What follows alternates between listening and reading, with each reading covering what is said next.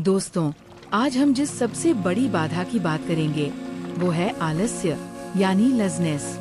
हम सभी को जीवन में कुछ न कुछ बड़ा करना है, कुछ हासिल करना है, लेकिन जब भी आगे बढ़ने का समय आता है आलस्य हमें पीछे खींचने लगता है। भगवद गीता में भगवान श्री कृष्ण ने हमें इस बारे में महत्वपूर्ण बातें बताई है।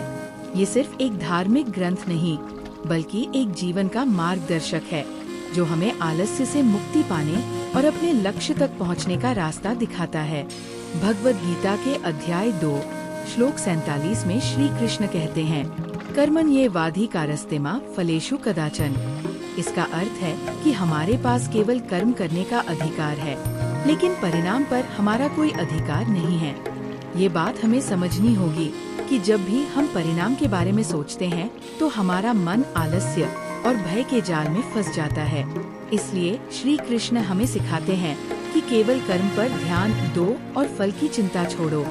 कई बार हम सोचते हैं कि एक बार में ही सब कुछ हासिल कर लें, लेकिन जब वो संभव नहीं होता तो निराशा और आलस्य हावी हो जाता है। गीता सिखाती है कि सफलता के छोटे छोटे कदमों से ही हम बड़े लक्ष्य तक पहुंच सकते हैं। एक छोटा कदम उठाना, चाहे वो कितना ही छोटा क्यों न हो, हमें आलस्य से बाहर निकालता है और एक नई ऊर्जा का संचार करता है। याद रखें, हर दिन छोटे छोटे कदम बढ़ाना ही असली सफलता का मार्ग है। भगवान श्री कृष्ण के शब्दों में उत्तिष्ठत, जागृत यानी उठो और जागो।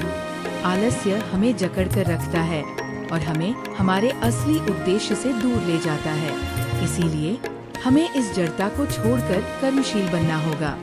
गीता के अनुसार हर व्यक्ति के भीतर एक योद्धा होता है। ये योद्धा ही हमारी आत्मा की असली ताकत है। अगर हम उस योद्धा को जागृत कर दें तो आलस्य हमारे जीवन से हमेशा के लिए दूर हो सकता है। गीता कहती है कि हर व्यक्ति को अपना स्वधर्म निभाना चाहिए। इसका मतलब ये है कि हमें अपने कर्तव्यों का पालन करना चाहिए जो हमारे लिए सही है। जब हम अपने कर्तव्यों को समझते हैं और उन्हें पूरी निष्ठा से निभाते हैं तो हमारे भीतर एक अलग ही ऊर्जा का संचार होता है। आलस्य का कोई स्थान नहीं रहता। स्वधर्म का पालन करने से जीवन में स्थिरता और आत्मविश्वास आता है। आलस्य तभी हावी होता है जब हम अपने कर्तव्यों से दूर भागते हैं। अगर आप कभी भी अपने लक्ष्य को लेकर असमंजस में हो तो याद रखें श्री कृष्ण की एक और महत्वपूर्ण सीख, संसार में कुछ भी स्थायी नहीं है। ये बताता है कि यदि हम आलस्य में रहेंगे तो समय हमारे हाथ से निकल जाएगा। समय को आलस्य में बर्बाद करना मानो अपने जीवन के महत्वपूर्ण हिस्से को खोना है। गीता के अनुसार हमें इस अस्थायी समय का सदुपयोग करना चाहिए और अपने जीवन को सकारात्मक दिशा में बढ़ाना चाहिए।